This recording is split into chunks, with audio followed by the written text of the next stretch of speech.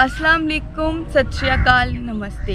मैं पूर्वा मसूद जीवे साझा पंजाब दे शो तांग पुराने पिंड दी विच आप सब नू जी आया नू आखदे हां। अज असीं पहुंचे हां लਹਿੰਦੇ पंजाब दे जिला कसूर दे पिंड खब्बे बकापुर विच। पंजाब दी वंड तो पहला यह पिंड जिला लाहौर दा हिस्सा हुंदा सी। खब्बे बकापुर पिंड नू थाना कंगनपुर लगदा है ते इस दी तहसील चूनिया है। पंजाब दी वंड तो पहला यह पिंड सिर्फ मुसलमानां दा हुंदा सी और इस विच एक ही सिख परिवार रहिंदा सी जो कि सरदार काला सिंह अरोड़ा जी का हुंदा सी। इस पिंड के कोलों एक नहर भी लंघदी है। अज असीं आप सब नूं इस पिंड बारे जानकारी है।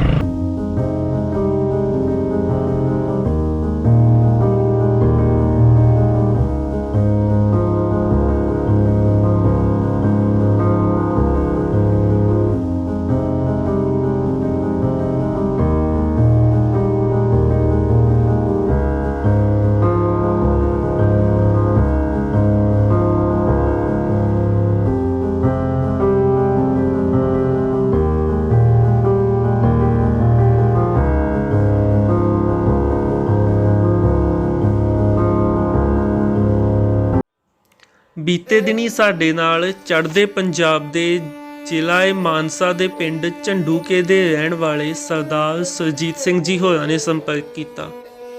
उन्होंने सानू जानकारी देंदियां दस्सिया कि उन्हां दा परिवार पंजाब दी वंड तो पहलां कादराबाद दे विच रहिंदा हुंदा सी ते उन्हां दी माता राम प्यारी जी दे पेके यानी सरदार सुरजीत सिंह जी होरां दे नानके जिला कसूर दे पिंड खब्बे बकापुर दे रहण वाले सी। ये पिंड कसूर जिले दे थाना कंगनपुर तो 14-15 किलोमीटर के फर्क के उत्ते पैंदा है। सरदार सुरजीत सिंह जी होरां ने जानकारी देंदियां सानू दस्सिया कि पंजाब दी वंड मौके उन्हां दा दादका परिवार प्रवास करके चढ़दे पंजाब वाले पासे आ गया ते परिवार दे नाल ही उन्हां दे माता जी भी सन। माता जी नूं आस सी कि उन्हां दे पेकियां दा परिवार भी प्रवास करके इस पासे आ गया होएगा ते इधर आके किते ना किते वो अपने पेकियां नाल मिल पैणगे। पर कई साल गुजरन तो बाद भी लगातार तलाश करते रहन तो बाद भी उन्हां नूं अपने पेकियां दी कोई भी खबर ना मिल सकी। माता जी हमेशा अपने भरावां नूं अपने परिवार नूं याद करते रहिंदे ते उन्हां नूं आस सी कि कदे ना कदे वो अपने परिवार नाल जरूर मिलणगे। पर कई साल बीतण तो बाद भी अजिहा ना हो सकिया ते अपने पेके परिवार नूं दोबारा मिलण दी आस दे विच माता जी सन 2006 दे विच इस दुनिया तो रुखसत हो गए। सरदार सुरजीत सिंह जी होरां ने सानू उन्हां दे नानका पिंड जाके उन्हां दे नानकियां बारे पता करन वास्ते कहा ते अज असीं उन्हां दे पिंड दे विच ही उन्हां दे नानकियां दी जानकारी प्राप्त करन वास्ते पहुंचे हुए हैं।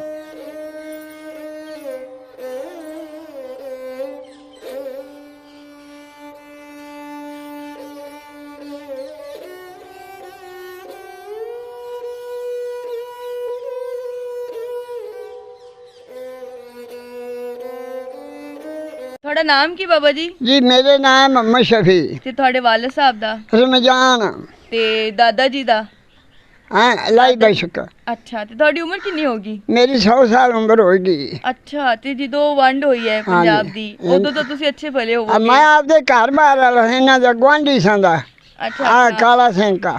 ਅੱਛਾ, ਤੇ ਉਸ ਵੇਲੇ ਪਿੰਡ ਵਿੱਚ ਕਿਹੜੇ ਧਰਮ ਦੇ ਲੋਕ ਜ਼ਿਆਦਾ ਸਨ? ਮਤਲਬ ਮੁਸਲਮਾਨ ਕਿੰਨੇ ਸਨ? ਸਿੱਖ? साडा ਹਿੰਦੂ? पूरा एक दादे की औलाद है पिंड दूजा सवा इन्हों तो होर कोई बरादरी नहीं है किसी। ਸਿੱਖ ਤੇ ਮੁਸਲਮਾਨ ਸਨ हाँ ਤੇ ਪਿੰਡ ਵਿੱਚ ਇੱਕ ਹੀ ਸਿੱਖ? ये इको ही पिंड है साडी एक दादे की औलाद इको घर ही हुई सी काला सिंह का। ਅੱਛਾ, ਬਾਕੀ ਮੁਸਲਮਾਨਾਂ ਦੇ ਘਰ? बाकी सारी एक दादे की औलाद सी ਅੱਛਾ जिन्ना भी पिंड है ऐ भी ते नाल दा राइयां दा वो भी एक दादे की औलाद सन। ਅੱਛਾ ਅੱਛਾ सिर्फ ये सारे मुसलमान से इको घर ही हो सी बाबा काला सिंह का।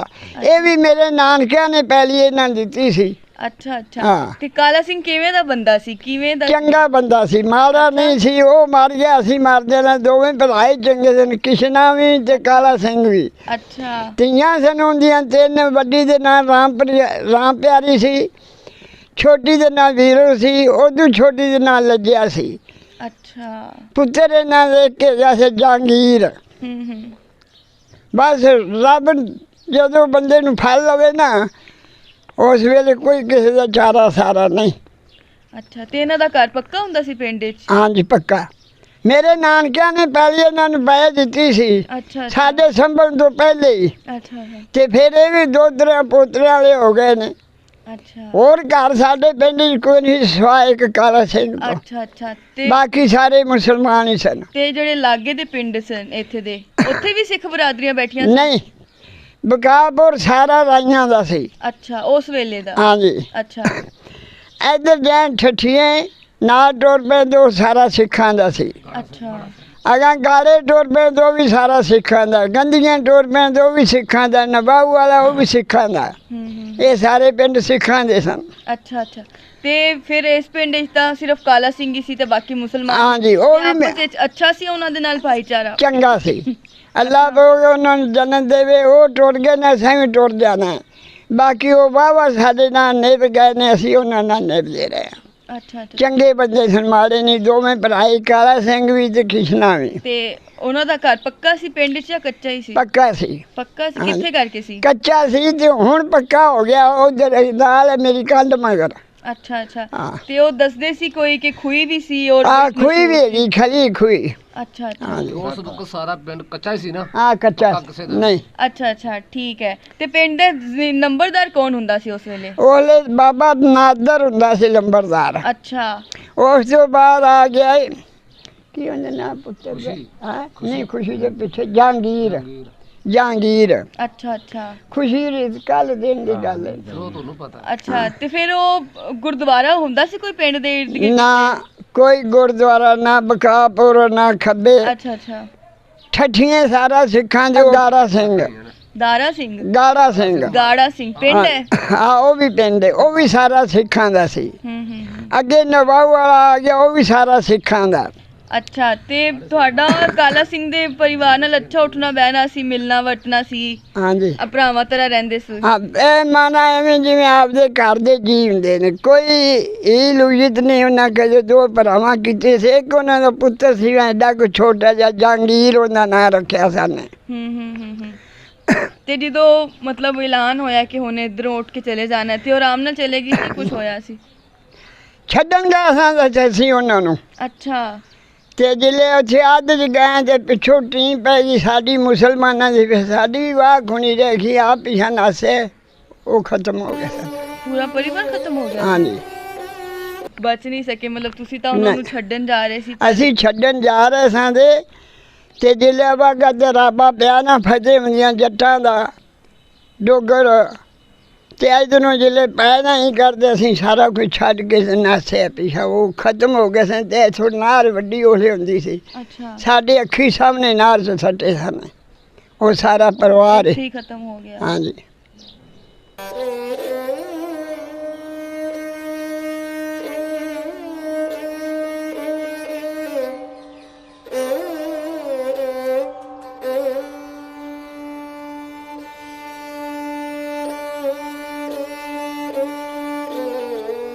ਤੁਹਾਨੂੰ ਯਾਦ ਆਂਦੀ ਉਹਨਾਂ ਦੀ ਫਿਰ ਕਿ ਅੱਛੇ ਸੀ ਜਿਵੇਂ ਉਹਦੇ ਪੁੱਤਰ ਨਾਲ ਪੁੱਤਰ ਗੱਲ ਸੁਣ, ਜਿਨ੍ਹਾਂ ਦੇ ਨਾਲ ਰਲਦੇ ਹੁਣ ਤੂੰ ਧੀ ਹੈ, ਤੂੰ ਮੈਨੂੰ ਪਿਓ ਵਾਲਾ ਆਪਦੇ ਕਰੇ ਤੇ ਮੈਂ ਭੁੱਲ ਜਾਂਦਾ? ਨਹੀਂ। ਤੇ ਉਹ ਸਾਡਾ ਮਾਂ ਪਿਓ ਜਿੰਨਾ ਇੱਜ਼ਤ ਕਰਦੇ ਸੀ। ਮਾਈ ਜਿਹੜੀ ਸੀ ਕਾਲਾ ਸਿੰਘ ਦੀ ਬੀਵੀ, ਉਹਦੇ ਨਾਂ ਸੀ ਲੱਛੋ। ਉਹਦੀ ਧੀ ਸੀ ਜਿਹੜੀ ਵੱਡੀ, ਉਹਦੇ ਨਾਂ ਸੀ ਰਾਮ ਪਿਆਰੀ। ਉਹਦੀ ਛੋਟੀ ਦੇ ਨਾਂ ਸੀ ਵੀਰੋ। ਉਹਦੀ ਛੋਟੀ ਦੇ ਨਾਂ ਸੀ ਲੱਜਿਆ। ਇਹ ਉਹਦੀਆਂ 3 ਧੀਆਂ ਸਨ, ਇੱਕ ਪੁੱਤਰ ਸੀ ਜਹਾਂਗੀਰ। ਬਸ ਉਹ ਰੱਬ ਨੂੰ ਪਿਆਰੇ ਹੋ ਗਏ, ਹੋਰ ਅਸਾਂ ਵੀ ਜਾਣਾ ਹੈ। ਬਾਕੀ ਐਵੇਂ ਸਨ ਜਿਵੇਂ ਆਪਦੇ ਘਰ ਦੇ ਜੀ ਹੁੰਦੇ ਨੇ।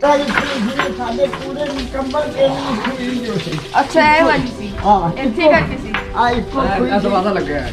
ਅੱਛਾ। ਸਾਰੇ ਪਿੰਡ ਦੀ। ਅੱਛਾ। ਇਹ ਨਹੀਂ ਕਿਸੇ ਗਰੀਬ ਨਾਲ ਕਾ ਨਹੀਂ, ਕੁਝ ਨਹੀਂ। ਸਵੇਰੇ ਦਾ ਲੋਕਾਂ ਪਾਣੀ ਦੀਆਂ ਵਾਰੀਆਂ ਬੁਲਾਉਣੀਆਂ ਨੇ, ਇਸ ਵੇਲੇ ਜ਼ਿਕਰ ਕਰਨਾ। ਅੱਛਾ। ਉਧਰੋਂ ਸ਼ਾਮ ਤੋਂ ਲੈ ਕੇ ਰਾਤ ਨੂੰ 9-10 ਵਜੇ ਤੱਕ ਇੱਕੋ ਖੂਹੀ ਹੁੰਦੀ ਸੀ। ਅੱਛਾ। ਕਿ ਹੁਣ ਵੇਖ ਲੈ ਘਰ ਨਲਕੇ। ਤੇ ਤੇ ਕਿਦੋਂ ਪੂਰੀ ਕਿੰਨੇ ਕੁ ਸਾਲ ਹੋ ਗਏ ਇਹ ਤਾਂ ਥੋੜੇ ਜ਼ਿਆਦਾ ਆ ਮੇਰਾ 2-3 ਸਾਲ ਹੋ ਗਏ ਅੱਛਾ ਹੁਣੇ ਹੀ ਪੂਰੀ ਗਈ ਹਾਂ। ਠੀਕ ਹੈ ਇਸ ਜਗ੍ਹਾ ਤੇ ਖੁੱਲੀ ਚਲੋ ਠੀਕ ਹੈ ਆ ਜਾਓ ਇਹ ਦਰਵਾਜ਼ਾ ਪੂਰਾ ਦੇਖਣਾ ਜੋ ਕੋਈ ਪਤਾ ਆ ਲੱਗੇ ਦੇਖ ਨਾ ਆ ਕੁੜੀ ਦਾ ਦੀਵਾਰ ਤੇ ਮੇਰਾ ਬੰਦੀ ਹਾਂਜੀ ਸਤਿ ਸ੍ਰੀ ਅਕਾਲ ਜੀ ਭਾਜੀ, ਸਤਿ ਸ੍ਰੀ ਅਕਾਲ, ਸਲਾਮ ਅਲੈਕਮ। ਜੀ ਵਾਲੇਕੁਮ ਸਲਾਮ। ਹਾਂਜੀ ਹਾਂਜੀ ਮੈਂ ਕਾਲਾ ਸਿੰਘ ਦਾ ਦੋਤਰਾ ਬੋਲਦਾ ਜੀ। ਕਾਲਾ ਸਿੰਘ, ਕਿਸ਼ਨ ਸਿੰਘ ਦੋ ਭਰਾ ਸੀਗੇ। ਆ ਕਿਸ਼ਨਾ ਤੇ ਕਾਲਾ ਸਿੰਘ ਦੋਵੇਂ ਭਰਾ ਸਨ। ਕਿਸ਼ਨਾ ਤੇ ਕਾਲਾ ਸਿੰਘ ਜੀ ਉਹ ਸੀ। ਹਾਂਜੀ ਹਾਂਜੀ ਉਹ ਸੀਗੇ, ਉਹ ਜੀ ਰੋੜਾ ਕੌਮ ਸੀਗੀ ਜੀ, ਰੋੜਾ ਸਿੱਖ। ਤੇ ਮੇਰੇ ਨਾਨਾ ਜੀ ਦਾ ਨਾਂ ਤਾਂ ਸਾਨੂੰ ਘਰ ਵਿਖਾ ਦਿਓ ਜੀ। ਹੁੰਦਾ ਸੀ ਆ ਇਹ ਖਾ ਅੱਛਾ ਅੱਛਾ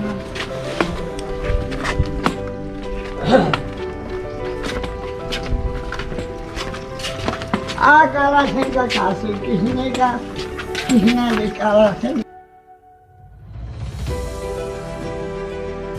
ਅੱਛਾ ਕਿੰਨਾ ਕੁ ਵੱਡਾ ਘਰ ਸੀ ਉਹਨਾਂ ਦਾ ਬਾਬਾ ਜੀ ਇਹ ਸੀ ਕਨਾਲ ਪੂਰੀ ਦਾ ਅੱਛਾ ਅੱਛਾ ਹਾਂ ਇੱਥੇ ਉਹਨਾਂ ਦਾ ਘਰ ਸੀ ਹਾਂਜੀ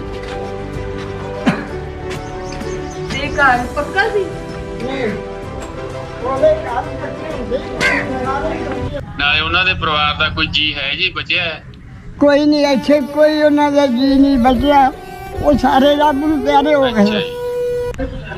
ਤੇ ਮੇਰੇ ਨਾਨਾ ਜੀ ਦੀ ਇੱਕ ਲੜਕੀ ਵਿਆਹੀ ਹੋਈ ਸੀਗੀ ਜੀ ਕਰਾਮਾਬਾਦ। ਆ ਰਾਮ ਪਿਆਰੀ ਉਹਦਾ ਨਾਂ ਸੀ ਹਾਂਜੀ ਉਹ ਜੀ ਚਲੇ ਗਏ ਸੀਗੇ ਜਦੋਂ ਰੌਲਾ ਪਿਆ ਪਾਕਿਸਤਾਨ ਛੱਡ ਕੇ ਹਾਂਜੀ ਹਿੰਦੁਸਤਾਨ ਚਲੇ ਗਏ ਸਨ ਪਾਕਿਸਤਾਨ ਹਿੰਦੁਸਤਾਨ। ਹਾਂਜੀ ਬਾਬਾ ਘੁੰਮਣ ਸ਼ਾਹ ਦੇ ਕਾਫਲੇ ਨਾਲ ਪਹੁੰਚੇ ਸੀਗੇ ਜੀ। ਮੇਰੀ ਮਾਤਾ ਮੈਨੂੰ ਦੱਸਦੀ ਰਹੀ ਹੈ। ਹਾਂਜੀ ਹਾਂਜੀ ਮੇਰਾ ਤਾਂ 64 ਦਾ ਜਨਮ ਹੈ, ਸੰਨ 64 ਦਾ। ਹਾਂਜੀ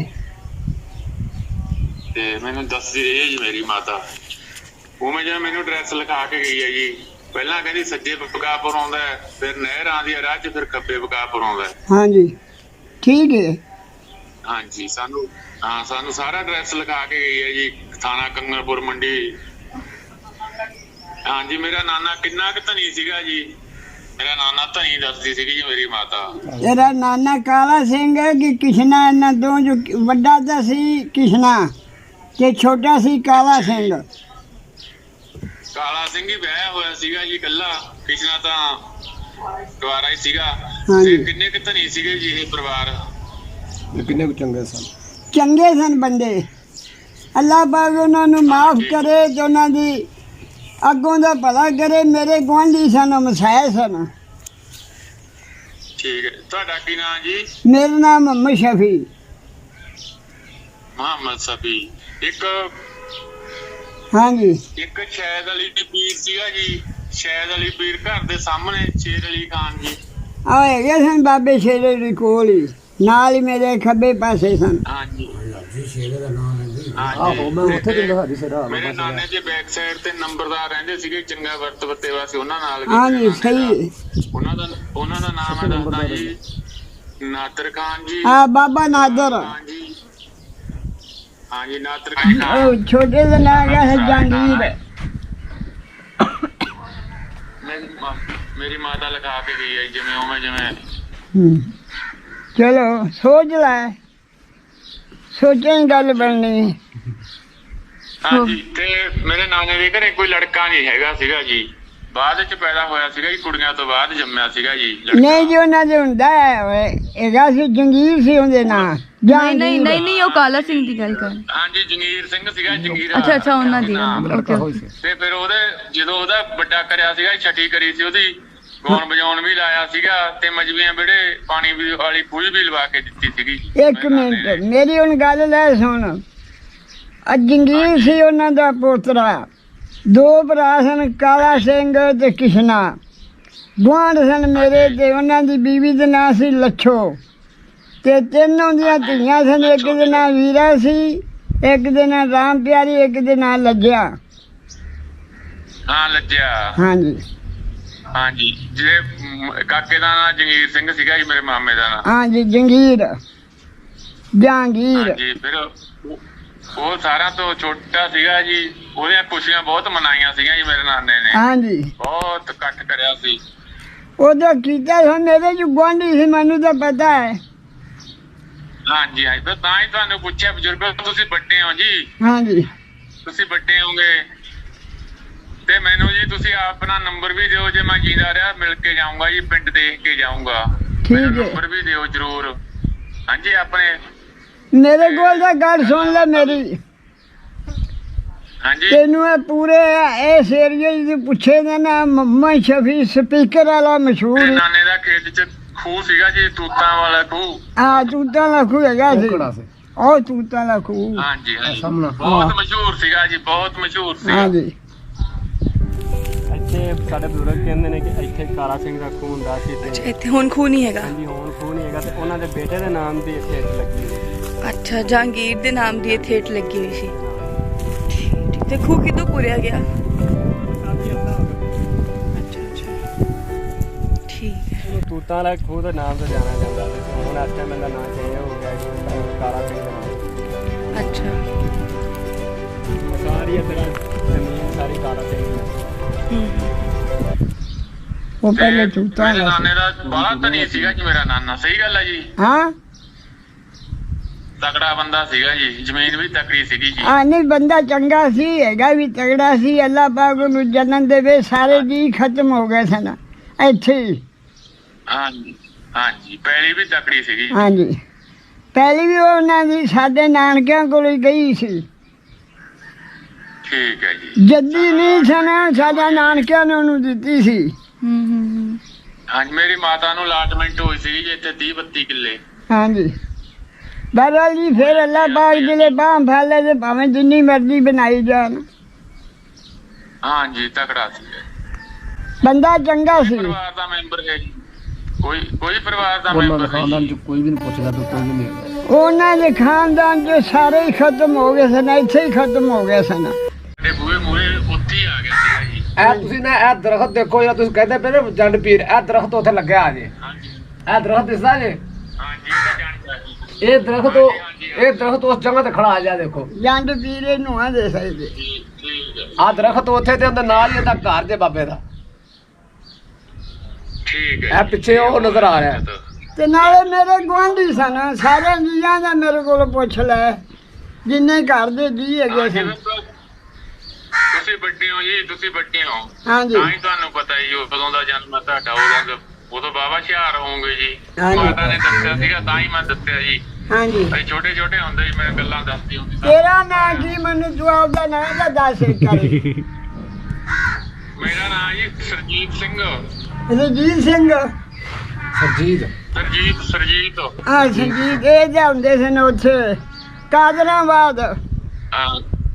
ਹਾਂਜੀ, ਕਾਰਾਬਾਦ ਬਲਵੰਤ ਸਿੰਘ ਦਾ ਮੁੰਡਾ ਜੀ, ਮੈਂ ਹਾਂਜੀ। ਰਾਮ ਪਿਆਰੀ ਦਾ ਮੁੰਡਾ ਜੀ। ਸਹੀ ਗੱਲ ਹੈ। ਬਿਲਕੁਲ ਹਾਂਜੀ, ਨਾਨਾ ਮੇਰੇ ਕਾਲਾ ਸਿੰਘ ਦਾ ਦੋਤਰਾ ਜੀ। ਹਾਂਜੀ ਠੀਕ। ਅੱਲਾਹ ਪਾਕ ਵੀ ਤੈਨੂੰ ਜ਼ਿੰਦਗੀ ਦੇਵੇ। ਸਾਡਾ ਤੇ ਮੀਆਂ ਹਮਸਾਇਆ ਸੀ, ਗੁਆਂਢੀ ਸੀ, ਘਰ ਦਾ ਜੀ ਸੀ। ਹਾਂਜੀ, ਅਸੀਂ ਇੱਥੇ ਬੈਠੇ ਹਾਂ ਜੀ ਮਾਨਸਾ ਮੰਡੀ ਕੋਲੇ, ਸਾਨੂੰ ਪਹਿਲੀ ਲਾਟ ਹੋਈ ਹੈ ਅੱਛਾ ਜੀ ਢੇਰੀ। ਕਿਹੜੀ ਜਗ੍ਹਾ ਵੀ ਲਾ? ਹਾਂਜੀ, ਮੇਰੀ ਮਾਤਾ ਮਾਨਸਾ ਜ਼ਿਲ੍ਹਾ ਮਾਨਸਾ ਜੀ। ਜ਼ਿਲ੍ਹਾ ਮਾਨਸਾ। ਸੁਬਾ ਕਿਹੜਾ ਹੈ? ਜੀ ਸਰਦੂਲਗੜ੍ਹ ਜੀ, ਪਹਿਲਾਂ ਢਨਾਲ ਕਹਿੰਦੇ ਪੰਜਾਬ। ਸੁਬਾ ਪੰਜਾਬ ਦੇ ਢਨਾਲ ਉਧਰ ਕਹਿੰਦੇ ਹੁੰਦੇ ਸੀ 47 ਵੇਲੇ। ਸੰਨ 47 ਚ ਢਨਾਲ ਕਹਿੰਦੇ ਹੁੰਦੇ ਜੀ, ਉਹਦੇ ਕੋਲੇ ਹੀ ਬੈਠੇ ਆ 15 ਕਿਲੋਮੀਟਰ ਦੂਰ ਹੈ। 10 ਵੇਲੇ ਬੂढ़े ਹੋ ਗਏ। ਨਾਲ ਹੀ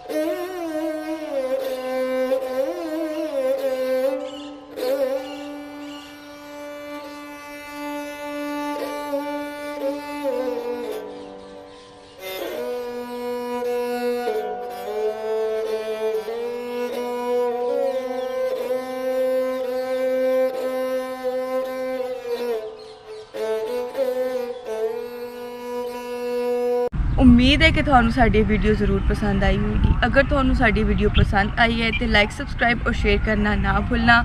ਸ਼ੁਕਰੀਆ।